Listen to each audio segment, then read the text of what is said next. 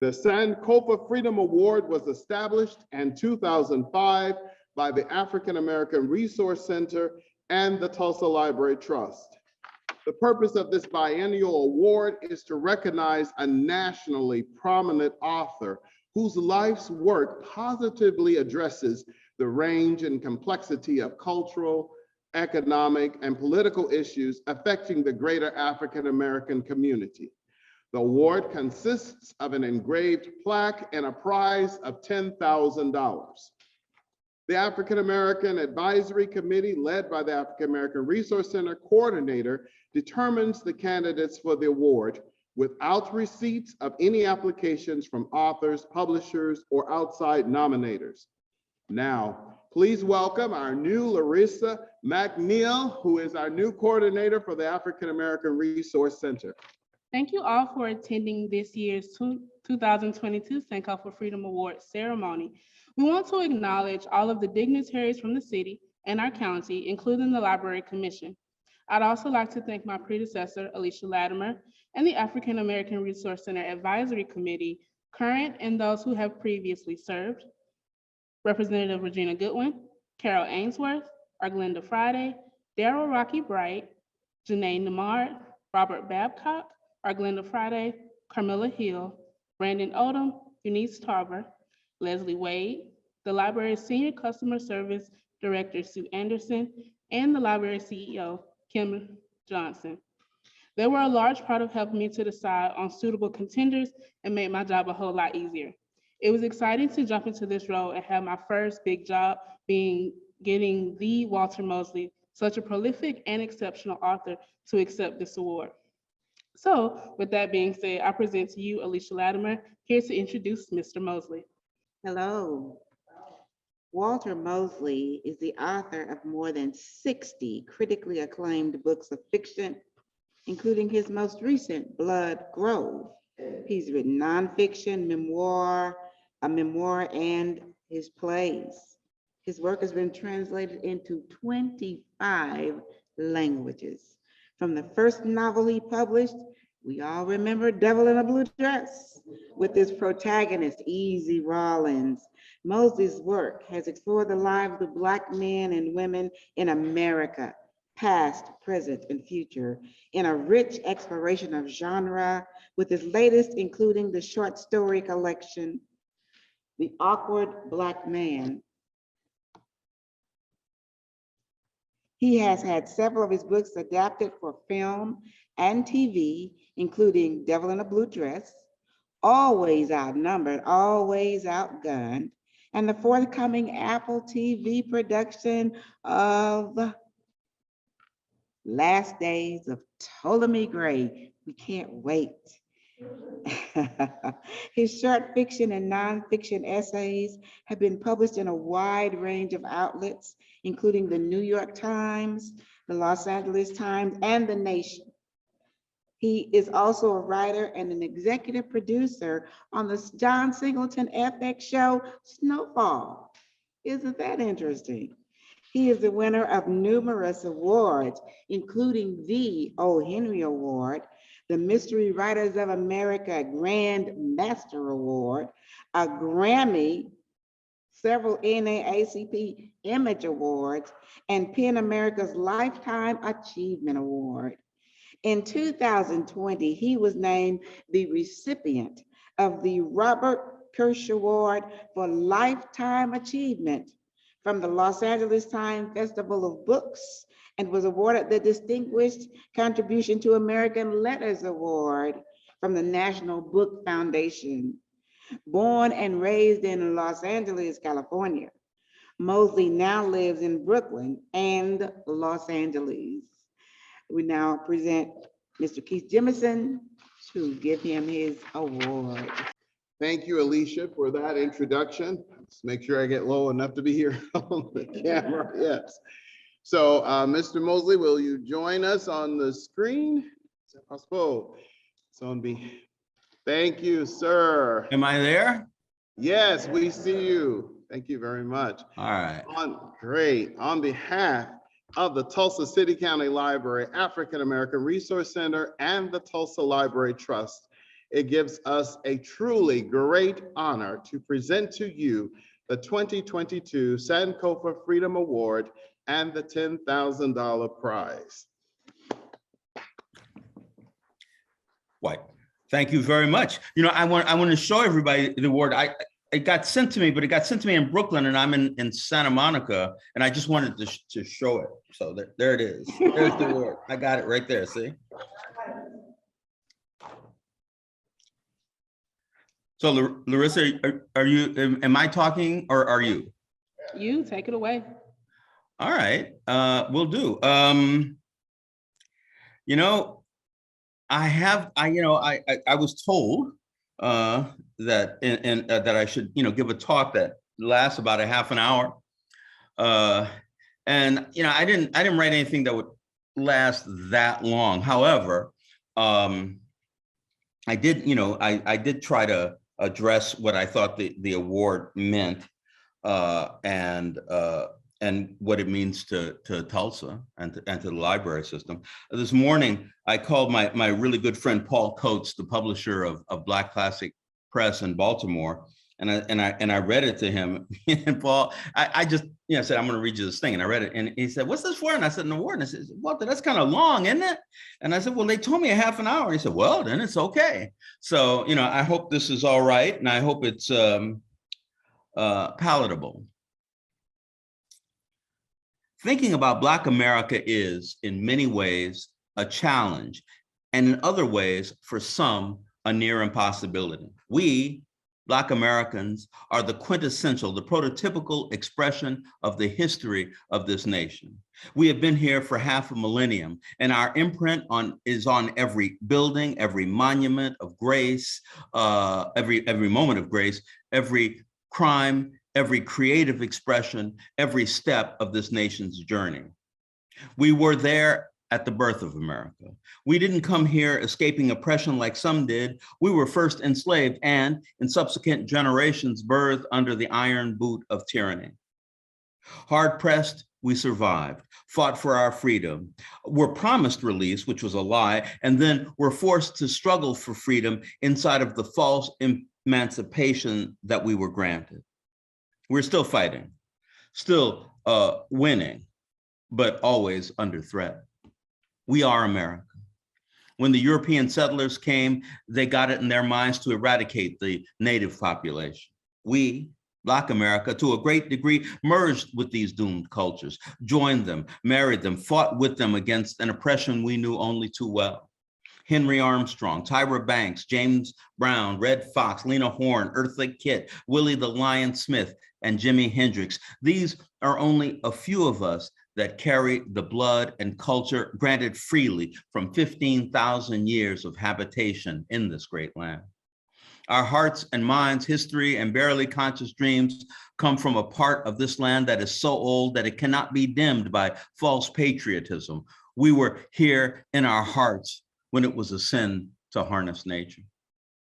Nowadays, a lot of people are talking about the Constitution. They say that the sacred document assures that they don't have to share wealth, suffer the company of foreigners, or live under the threat of economic slavery. These new voices, coming from relatively new residents of this land, the English, the French, Italians too, are strident and mouthed in certainty that they are the definition of America. They're wrong, but still, I don't bear these voices ill will. They come from a different group of Americans, citizens who have been lied to as we have.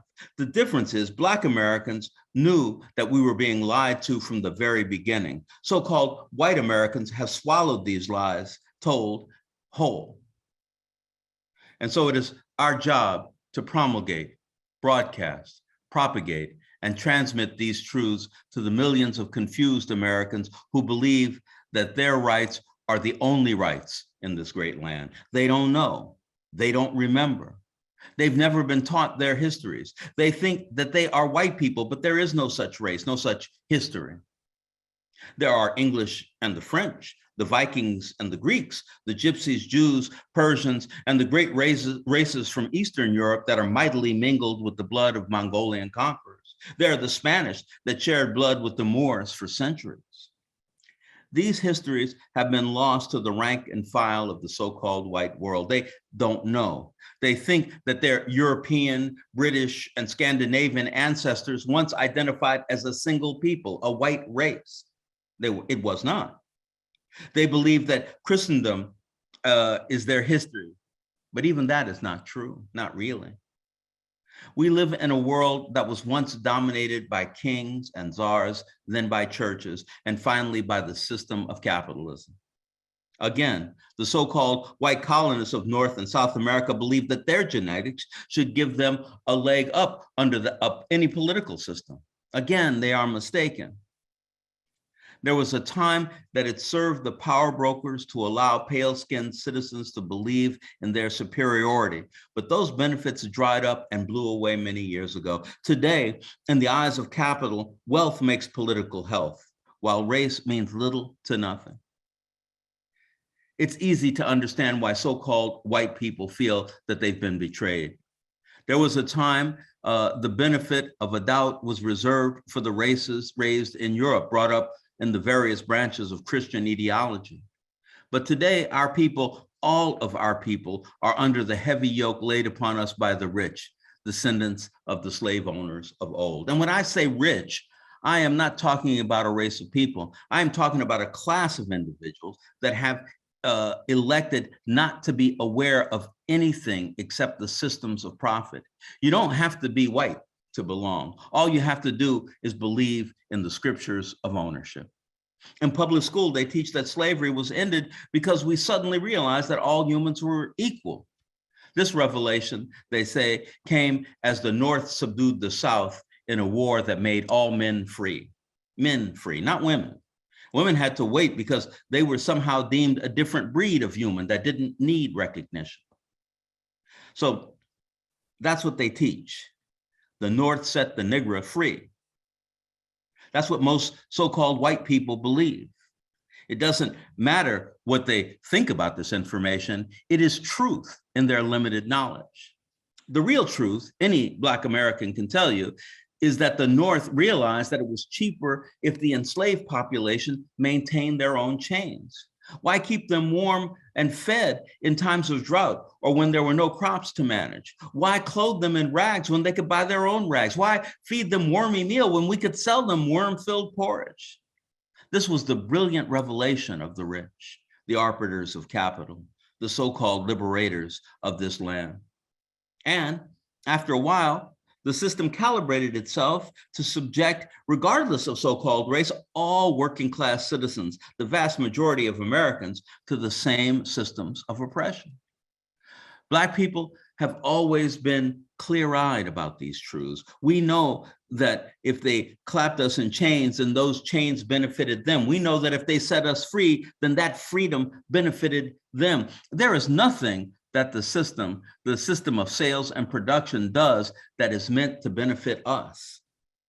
And when I say us, I mean Black and so-called white, brown, yellow, and red folks, women and men, and those other genders that bind us together. Young and old are part of us. Workers and dreamers are our kin. Everybody fighting the system today is fighting the same system. They don't know it. They think somehow that racial, gender, linguistic, and even class prejudices of old define them, but they are wrong. Almost every Black person you ever meet can tell you that. So, what is our job? I should say, what are our jobs in this world?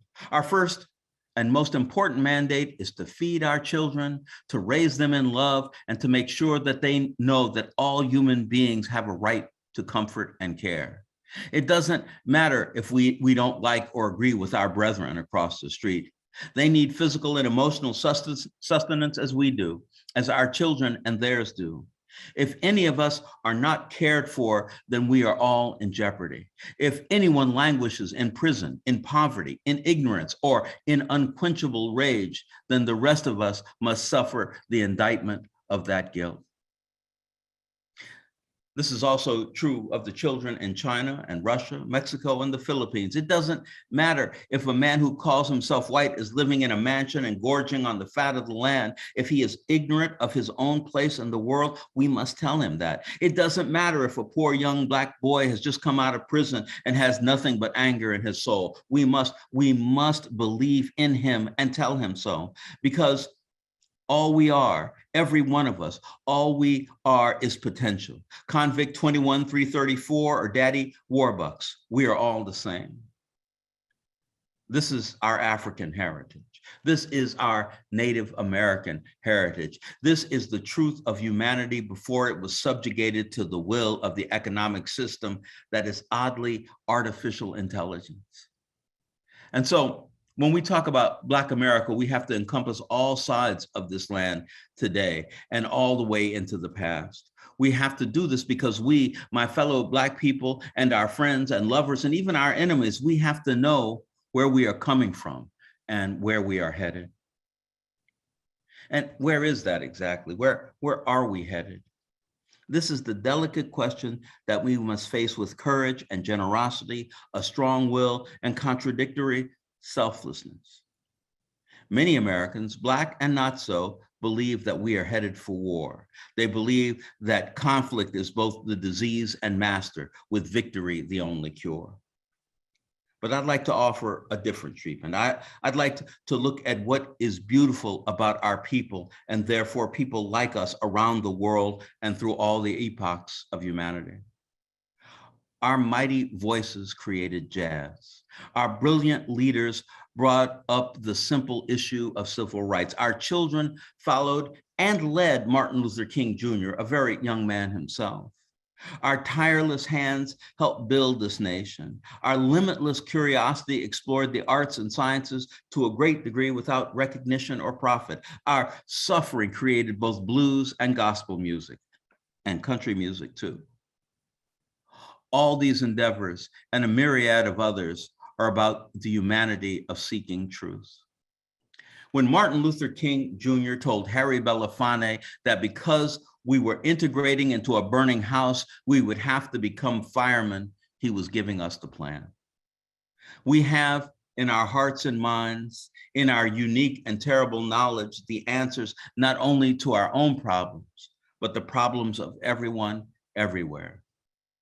This is not a destination, but a pinnacle of human experience. And the only thing we can demand of ourselves is to consider our superior knowledge when we become aware of suffering anywhere among any people. Because I believe that if we know the truth, we must act upon it. And if we act, we become agents of change. That is all we can expect of ourselves, our people, or our world. Thank you.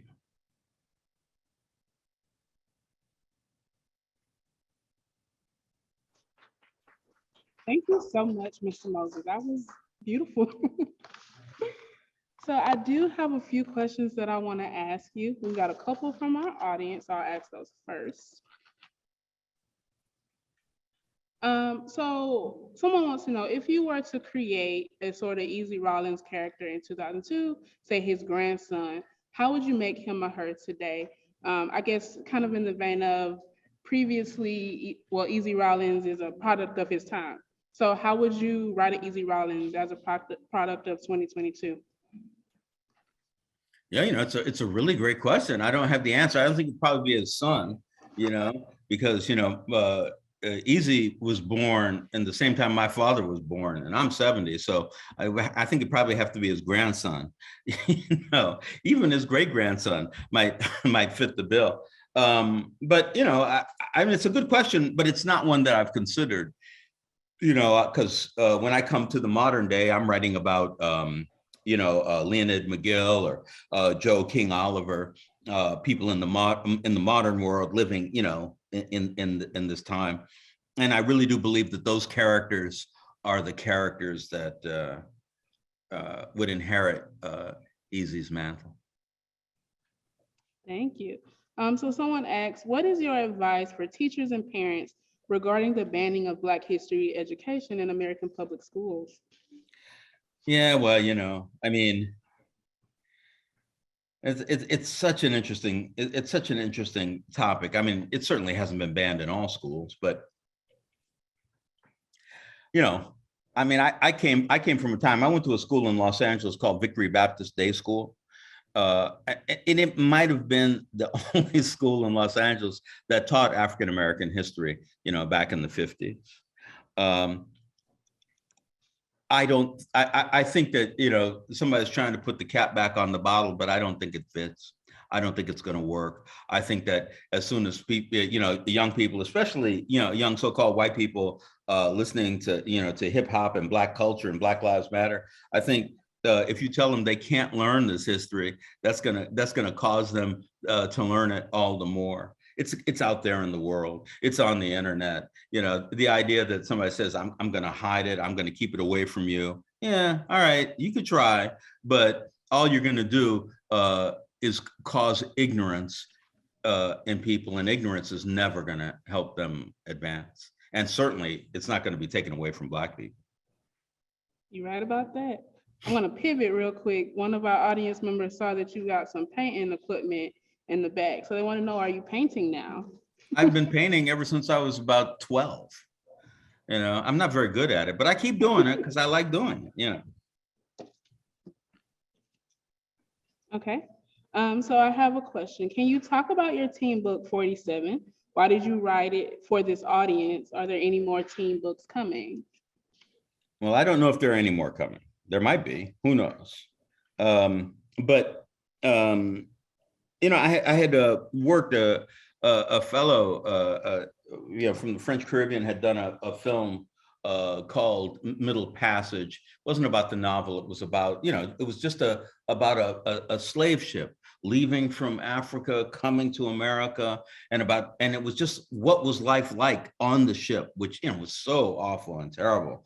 And it was coming to America, and HBO was putting it out, and they said they'd like me to, to do the translation, partially because, the way it was written in French had to be, in the Caribbean had to be different, for an American audience. And I did that. And when it came out, I would go to all these events, in New York, these, Black intellectual events. And I would say, have you seen the movie? And they went, well, yeah, I watched the first 5 minutes, but then it was so sad, I had to turn it off. And I realized that it was hard to write, to have fiction about slavery that people wanted to read, because, there's so many sadnesses about that experience. And so I said, I'm going to write a book about a character who's born a slave, but who we know from the very beginning of the book is going to survive and thrive in this world. And so no matter what happens to him, it will be okay, because we know he's going to have a better life. And so that's why I decided to write 47, As a person who talks a lot about the way that Black trauma is the thing that permeates any Black literature or movies, I really appreciate that, because we need more joy in what we read and what we watch. Mm-hmm. Okay, so Mona says, as a Native American female trained in molecular biology, I'm very appreciative of your representation of science in your body of work. What is currently bringing you joy? In science, I have I just got back to a book that I wrote, a very short, it's a novella called The Third Element. And it's about a biological addition to the, an alien biological addition to the human genome, from a sense of self from these aliens. And nobody really knows it's happening, including, the aliens. Nobody, it just happens. And it's just so much fun to start to talk about, I can talk about the great religious leaders of the past, all of whom have had some relationship to this new biology. And then even another being who's beyond all of them, who is hoping for, a better life, a better world. And it's really fun to, to do that stuff. I've written a lot of science fiction. I think I've written at least 10 books of science fiction, might be more. But it's so much fun to do it. I love it. So what Sharita says, what projects are you working on now, both written and film? If you could have another book made into a film, which one would you like to see?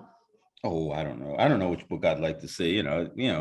It's because I think books are more important than films. It's not necessarily a step up for me, critically or culturally. Money wise, I'm happy to get the money, but that's another thing. The things I'm working on right now, I'm working on a new novel of my mystery character, Joe King Oliver. I'm writing a book called Every Man a King.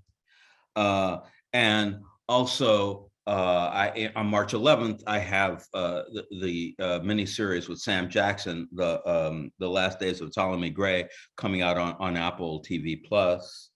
I've just made a deal with some people to do an Easy Rawlins series, which makes me very happy. And I with Taylor Hackford, who was the director and main force behind the movie Ray. We're trying to do a mini series on Louis Armstrong, which is going to be all kinds of fun. And I'm still working on Snowfall. And I don't know, there probably is other things, but I don't remember them all. So you mentioned Ptolemy Gray, so I'll kind of jump into a question about that. Mm-hmm. So Alicia says, thank you for writing the book, The Last Days of Ptolemy Gray, soon to be a miniseries. Dementia and Alzheimer's are a real concern for the African-American community. Please address the significance of Ptolemy Gray's malady as a person suffering from this vast health issue. It is why, my mother had a certain kind of dementia, and my father, who had cancer, the cancer at one point attacked his brain, and he had another kind of dementia.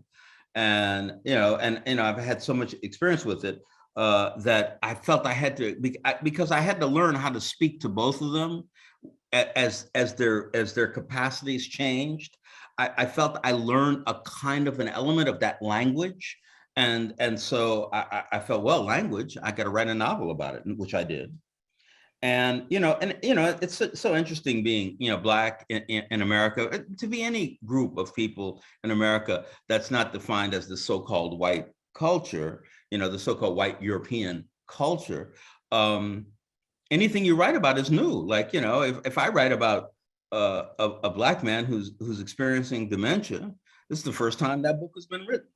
If we make a mini series about it, it's the first time that's been done. I'm not happy about that, but I feel responsible to be a part of that, to make it happen. And it's been wonderful because, Sam Jackson has been involved with the project for the last 10 years. He's always wanted to do it because a lot of people in his family experienced dementia, and he wanted to talk about it to the American audience. And, so I'm very excited to be able to do it, and to be able, once you start talking to people, once you begin to realize, like my talk was about, that we have the same problems. It's not like there's Black dementia or white dementia. There's dementia, and and as soon as we understand that, and as somebody was saying earlier today, their dog has dementia. Yes, exactly. We are a part of a world, and the thing that we can do with our film and with our literature, with our art, is make everybody realize what we have in common rather than what separates. I was speechless for a minute, I'm sorry. So in thinking about the fact that you are working on this mini series, and we know that A Devil in a Blue Dress has been a feature film, and people have asked, and you're interested in turning other things into films. Is there a process to turning the books that you've written into something fit for screen? Well, the process, process is kind of a general word because it's objective. Sure. It depends, it depends on what the market will bear at that moment. If you want to talk about, what your experience is in the world, a lot of people don't want to hear what your experience is in the world. You know, if you want to say, well, I'm going to write about these people, say, well, but you can write about them, but we don't want any of them smoking cigarettes, or we don't want any of them using these particular words, or we don't. We have a new concept of what, you know, gender is like, or we're against a new concept of what gender is like. I mean, there are all these issues that you have to bridge, and so that's the first thing. You know, there are aesthetics, you know, laid upon you to do the work. The second thing is to understand what film is. You know, film is not a book. Film is you know, it's another experience. Film isn't really about language. Film is about what you see. You know, you're telling a story, yes, but you're telling a story about what you see, not necessarily what you're saying. You know, and so how do I translate you know, this brick of language into a river of vision? You know, that's the question. Okay. But how many answers are there to that question? There's 1,000 answers to that question. That's fair. Okay, let's see. Walt wants to know, what are your criticisms of modern fiction, both in literature and film? Do you have any criticisms? Well, you know, I mean, you know, criticism isn't necessarily a negative word, right? You know, but, you know,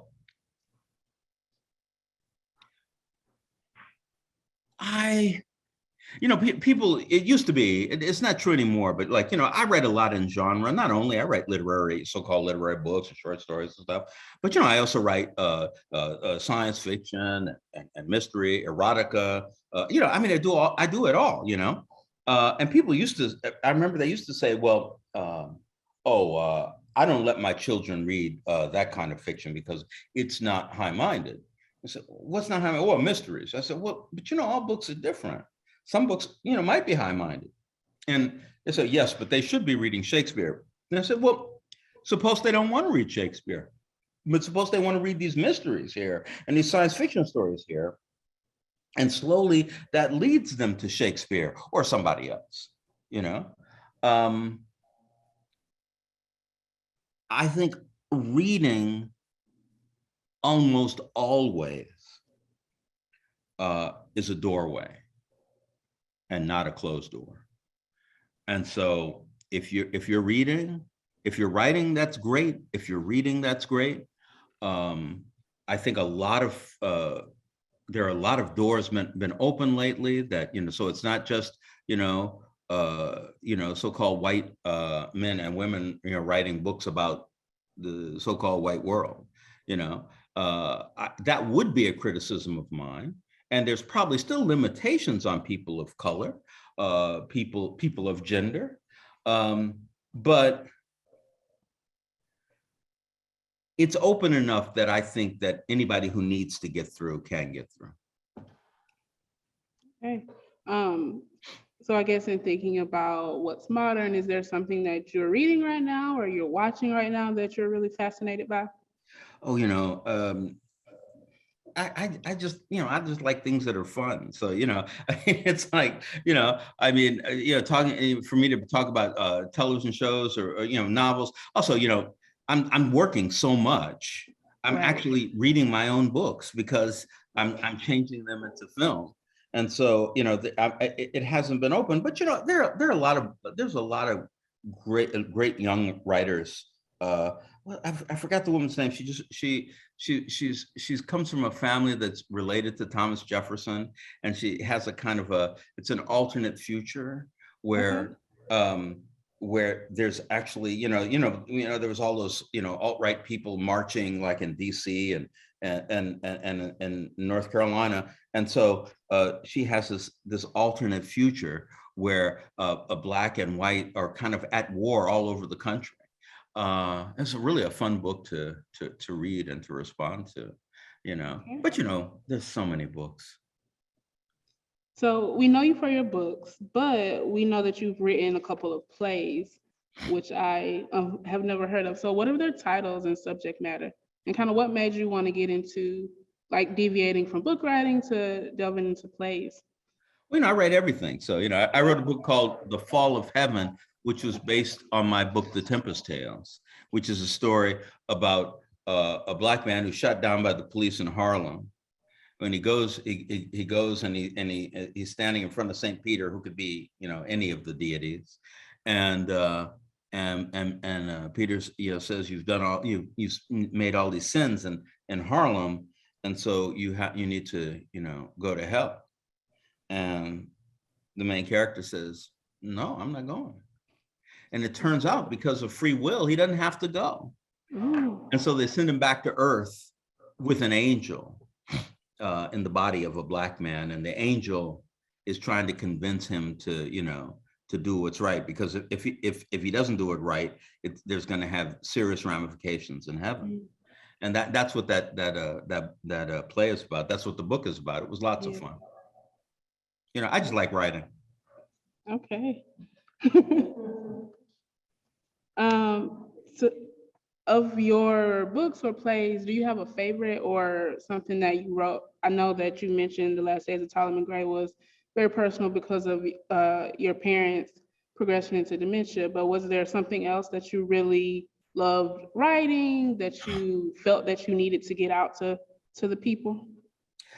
Well, it's almost everything. So I mean, but the thing is that, you know, I mean, people look at books differently than they look at music. If you look at classical music, they just talk about, you know, what opus it was. So this is number 1, this is number 2, this is work number 27, and it's a whole